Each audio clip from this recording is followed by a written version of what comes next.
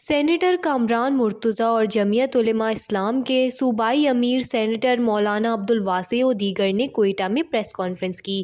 Press conference کرتے ہوئے مولانا عبدالواسع کا کہنا تھا کہ پی بی 45 کے 15 پولنگ سٹیشنز پر دھاندلی ہوئی۔ پورا الیکشن پرامن گزرا۔ جو فارم 45 دیا گیا اس سے مطمئن تھے، مگر اچانک رزلٹ بدل دیا گیا۔ آر او کے پاس ہمارا امیدوار جا سکتا تھا مگر وہاں بھی جانے نہیں دیا گیا۔ فارم 47 تیار کرنے کے بعد عثمانی پرکانی اور کامران مرتضیٰ کو بلوا کر فارم 47 دکھایا گیا۔ 15 پولنگ سٹیشنز کے فارم ہیں جن کے مطابق مخالف امیدوار نے 226 ووٹ حاصل کیے، جبکہ ہمارے امیدوار عثمان پرکانی نے 2689 ووٹ لیے ہیں۔ مولانا عبدالواسع کا کہنا تھا کہ اس الیکشن کے نتائج کے خلاف سیاسی اور پرامن جدوجہد کریں گے اور بلوچستان بھر میں بدھ کے روز پہیہ جام ہڑتال کریں گے۔ فارم 45 کے تحت ہی نتائج کا اعلان کیا جائے۔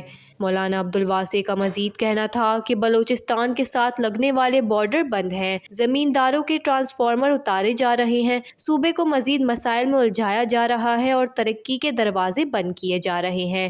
انہوں نے اعلان کیا کہ ہم 20 جنوری کو چمن میں بارڈر بندش کے خلاف جلسہ کریں گے، 9 فروری کو نوشکی، اس کے بعد دیگر علاقوں میں بھی 17 تاریخ تک احتجاجی جلسے کریں گے۔ وش نیوز، کوئٹہ، بلوچستان۔